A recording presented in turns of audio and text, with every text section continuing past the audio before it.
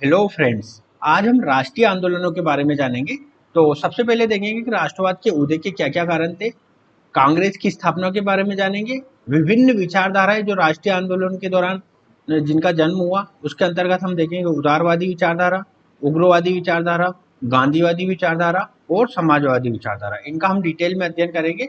और आगे हम देखेंगे भारत का विभाजन और स्वतंत्रता भारत को किस प्रकार प्राप्त हुई, उसके बारे में जानेंगे। तो स्टार्ट करते हैं आज का डिस्कशन। राष्ट्रवाद के उदय के कारणों को अगर हम देखें तो पहला जो प्रमुख कारण है वो ब्रिटिश राजनीतिक, सामाजिक, आर्थिक नीतियों ने भारत में राष्ट्रवाद के उदय को जन्म दिया।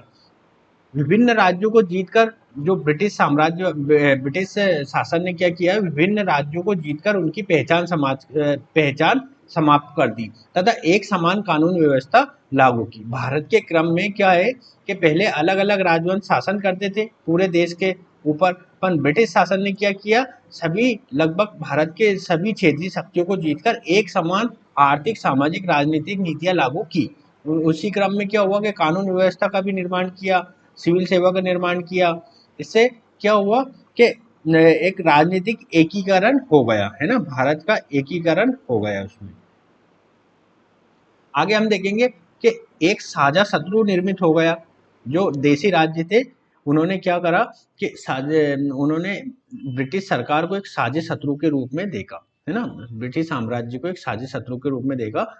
जैसे दक्षिण भारत में हम देखें तो मराठा क्षेत्र था, निजाम क्षेत्र था, है ना, मद्रास मद्रास के तरफ शासन था। उत्तर भारत में भी शासन, जो जो भी शासक थे देशी राज्य के, उन्होंने ब्रिटिश शासन को एक साझे शत्रु की तरह देखा। नेक्स्ट देखेंगे कि जो ब्रिटिश राजनीतिक, सामाजिक, आर्थिक नीतियों के तहत ब्रिटिश सरकार ने क्या किया, रेलवे का निर्माण किया, सड़क का निर्माण किया, डाकतार प्रणाली का विकास किया। इससे क्या हो कि लोगों को एक दूसरे को जानने में मदद मिली। परिवहन के साधनों की वृद्धि से लोगों ने आचार विचार संस्कृति को साझा किया और ब्रिटिश शोषण को एक दूसरे से साझा किया। उसी क्रम में राष्ट्रवाद के उदय को बढ़ावा मिलता है। ब्रिटिश सरकार ने जो शिक्षा नीति अपनाई वो भी भारत में राष्ट्रवाद के उदय का प्रमुख कारण रहा है, क्योंकि इन्होंने एक ऐसे मध्य वर्ग का उदय किया जो ब्रिटिश औपनिवेशिक शोषण को पहचान सका तथा पत्र पत्रिकाओं के माध्यम से उन्होंने उस शोषण को भारतीय समाज में प्रसारित किया और राष्ट्रवाद के उदय को बल प्रदान किया। पश्चिमी चिंतन ने भी राष्ट्रवाद के उदय को बल प्रदान किया।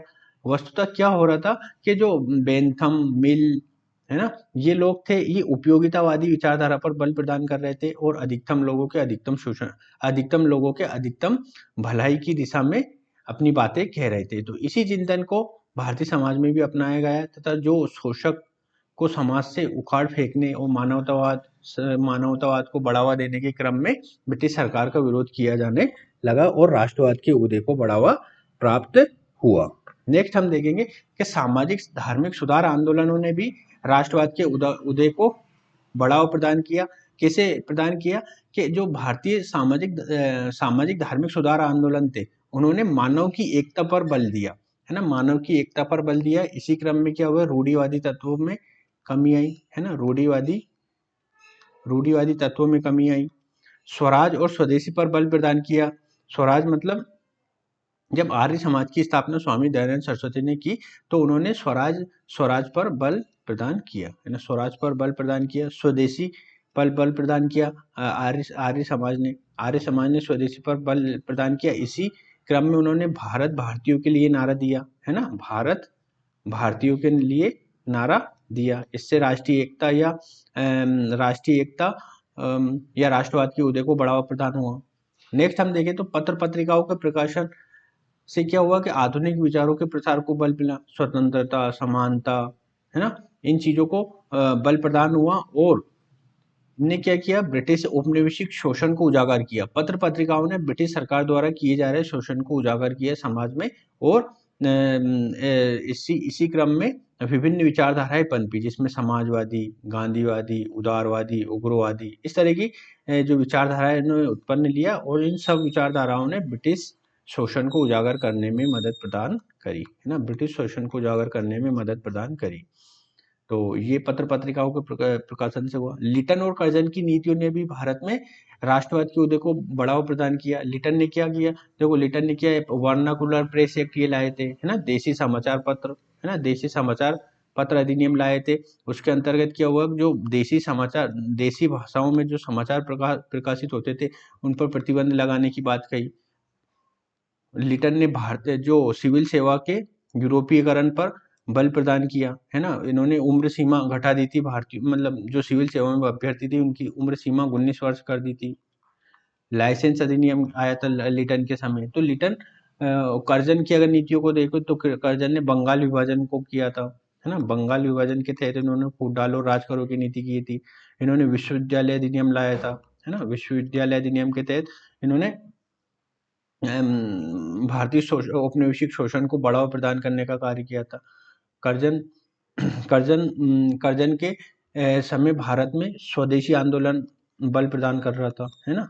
बंगाल विभाजन के क्रम में स्वदेशी आंदोलन होता है तो उससे भारत में राष्ट्रवाद को व्यापक स्तर पर बढ़ावा मिला, ठीक है। तो कर्जन, इसी संदर्भ में ये कहा जाता है कि कुछ बुरे शासक भी अच्छा परिणाम ला सकते हैं, है ना। वस्तुतः ये क्या थे, लिटन और कर्जन भारतीय दृष्टिकोण से बुरे शासक थे, है ना। इन्होंने भारतीयों पर काफी अत्याचार किया, बहुत सारे ऐसे नियम कानून अधिनियम वगैरह लाए जिससे भारतीयों को पीड़ा हुई। नेक्स्ट आता है रिपन की नीतियां, है ना। वस्तुतः रिपन को अगर देखा जाए तो एक उदारवादी शासक थे, है ना, उदारवादी शासक थे, है ना। इन्होंने भी जो लाए सब औपनिवेशिक शोषण को देख के ही कार्य किया, लेकिन ये लिटन और कर्जन की अपेक्षा करत एक उदार शासक के रूप में जाने जाते हैं। औपनिवेशिक शोषण तो इन्होंने भी दिया, है ना। औपनिवेशिक शोषण इन्होंने भी किया। रिपन के समय क्या होता है कि जो अ, जो स्वायत्त संस्थाएं होती है जैसे पंचायत वगैरह के निर्माण पर इन्होंने बल प्रदान किया। पंचायतों के, है ना, पंचायतों, आधुनिक भारत में पंचायतों के निर्माता रिपन को ही माना जाता है। इनके समय इल्बर्ट बिल विवाद आता है ना। इल्बर्ट विवाद आता है 1883 में। ये बिल ये होता है कि किसी अश्वेत व्यक्ति को, है ना, अश्वेत अर्थात भारतीय को श्वेत लोगों के मुकदमे सुनने की इजाजत दी गई थी।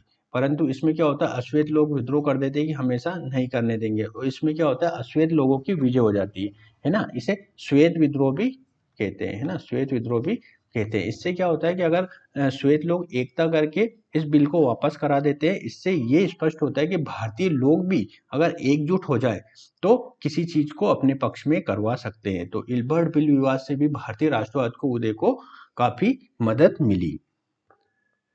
अब हम देखेंगे कांग्रेस की स्थापना। कांग्रेस की स्थापना 1885 में होती है। कांग्रेस की स्थापना से पूर्व की कुछ संस्थाओं को जानेंगे, स्थापना से जुड़े हुए विवाद को जानेंगे, जिसके अंतर्गत हम देखेंगे सेफ्टी वाल्व का सिद्धांत और तड़ित चालक का सिद्धांत, वो परिणाम तथा निष्कर्ष के बारे में जानेंगे। तो कांग्रेस की स्थापना से पूर्व की संस्थाओं को अगर देखें तो बंग भाषा प्रकाशक सभा की स्थापना 1886 में हुई थी। लैंड होल्डर्स सोसाइटी की स्थापना 1838 में हुई थी, है ना। ये जमींदारों की सोसाइटी थी बंगाल में। 1851 में ब्रिटिश इंडिया एसोसिएशन की स्थापना हुई थी। 1866 में दादा भाई नारोजी ने लंदन में ईस्ट इंडिया एसोसिएशन की स्थापना करी थी, और इस एसोसिएशन का मुख्य उद्देश्य यह था कि जो ब्रिटेन में ऐसे जो ब्रिटेन की सरकार है ना, ब्रिटेन की सरकार को ये बताना कि भारत में जो ब्रिटिश सरकार चल रही है वो अन ब्रिटिश रूल कर रही है ना, अन ब्रिटिश रूल कर रही है, और भारतीयों को ब्रिटिश औपनिवेशिक शोषण कर रहे हैं। तो उसको बताने के क्रम में इस एसोसिएशन का गठन किया गया था। 1867 में पूना सार्वजनिक सभा की स्थापना की थी। 1875 में इंडिया लीग की स्थापना शिशिर कुमार घोष ने की थी, है ना। 1875 में शिशिर कुमार घोष ने इंडिया लीग की स्थापना की थी। 1876 में सुरेंद्र नाथ बनर्जी, आनंद मोहन बोस ने मिलकर इंडियन एसोसिएशन की स्थापना की थी, है ना। इस इंडियन एसोसिएशन को कांग्रेस की पूर्वगामी संस्था के रूप में जाना जाता है। इसका प्रमुख उद्देश्य क्या था इंडियन एसोसिएशन का? एक जनमत तैयार करना, ब्रिटिश सरकार के विरुद्ध जनमत तैयार करना, सिविल सेवा का भारतीकरण, है ना, सिविल सेवा का भारतीकरण पर इन्होंने बल प्रदान किया, है ना। और सिविल सेवा के भारतीकरण पर बल प्रदान किया। आगे हमारी संस्था आती है 1884 में मद्रास महाजन सभा की स्थापना होती है। इसके जो संस्थापक रहते हैं वो वीर राघवाचारी, सुब्रमण्यम अय्यर और आनंद चालरू मिलकर इसकी स्थापना करते हैं। कांग्रेस की स्थापना 1885 को होती है। इसकी स्थापना एक अंग्रेज अधिकारी करते, ए ओ, है ना, ए ओ ह्यूम, है ना, ए ओ ह्यूम इसकी स्थापना करते हैं। इसका आरंभिक नाम नेशनल यूनियन रखा जाता है और पहला इसका जो सम्मेलन होता है वो पुणे में रखा जाता है, लेकिन पुणे में क्या होता है, प्लेग फैल जाता है, तो प्लेग फैलने के कारण इसका बाद में जो स्थगित कर दिया जाता है और बॉम्बे में इसका सम्मेलन आयोजित किया जाता है। दादा भाई नौरोजी जो नेशनल यूनियन इसका नाम रखा था कांग्रेस का, इसका नाम परिवर्तित करके भारतीय राष्ट्रीय कांग्रेस कर दिया जाता है। अब ये इसकी स्थापना हो जाती है। थोड़ा सा और बता देता हूँ, पहले जो अध्यक्ष होते हैं वो मतलब 1885 में ये गठित होती है ना, 1885 में ये गठित होती है और व्योमेश चंद्र बनर्जी, है ना, व्योमेश चंद्र बनर्जी इसके प्रथम अध्यक्ष होते हैं। 1887 में जो तीसरा सम्मेलन होता है ना, उसके अध्यक्ष प्रथम मुस्लिम होते हैं जिनका नाम बदरुद्दीन, है ना, बदरुद्दीन थे।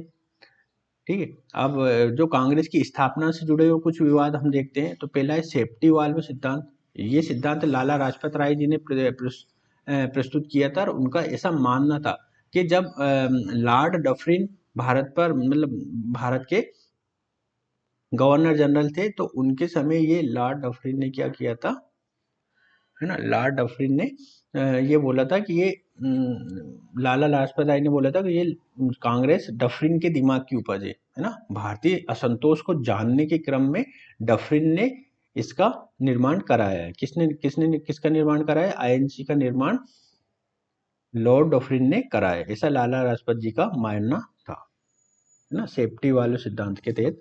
दूसरा सिद्धांत आता है तड़ित चालक का सिद्धांत। ये गोपाल कृष्ण गोखले ने प्रस्तुत किया था। इसके तहत सरकारी असंतोष से बचने के लिए भारतीयों ने कांग्रेस की स्थापना ए.ओ. हुम के माध्यम से कराई। ए.ओ. हुम एक ब्रिटिश अधिकारी थे, उनके माध्यम से कराई। और क्यों कराई? क्योंकि सरकारी असंतोष से बचना चाहते थे। अगर उस समय कोई भारतीय ऐसा कार्य कर रहा होता आईएनसी का स्थापना, तो प्रारंभ में ही ये संस्था ब्रिटिशों के द्वारा कुचल दी जाती या नष्ट कर दी जाती। इसलिए ह्यूम का नेतृत्व स्वीकारा, है ना। ह्यूम का नेतृत्व स्वीकारने से क्या होगा, ब्रिटिश सरकार ने भी इसका व्यापक स्तर पर प्रारंभिक दौर में विरोध नहीं किया। अगर हम इनकी स्थापना का समीक्षा निष्कर्ष करें तो सेफ्टी वाल्व सिद्धांत प्रूफ नहीं होता है ना, जो लाला लाजपत राय जी ने प्रस्तुत किया था। क्यों नहीं होता? क्योंकि जब इसकी स्थापना हुई तो ए.ओ. ह्यूम और लॉर्ड डफरिन के मध्य तनाव था, है ना, लॉर्ड डफरिन के मध्य तनाव था। इसलिए ये नहीं कह सकते कि लॉर्ड डफरिन के माइंड की उपज है या दिमाग की उपज है ना। और डफरिन ने एक बात ये कही थी आईएनसी की स्थापना हुई थी जबकि जो भारतीय राष्ट्रीय कांग्रेस है वो मुट्ठी भर लोगों का संगठन है, इससे कुछ ज्यादा होना जाना नहीं है ना। और जो अगर ये देखा जाए व्यापक स्तर पर आईएनसी की स्थापना क्यों की गई थी, तो आईएनसी की स्थापना तात्कालिक समय पर जो जन समस्याएं उत्पन्न हो रही थी उनको सुनने के क्रम में की गई थी। और जो भी जन समस्याएं लेकर आ रहे थे ब्रिटिश सरकार के विरुद्ध, उसको सुनने के लिए भारतीय राष्ट्रीय कांग्रेस का स्थापना की गई थी। तो आज का वीडियो हम यही समाप्त करते हैं। नेक्स्ट वाले वीडियो में तुरंत मिलेंगे, तब तक के लिए नमस्कार।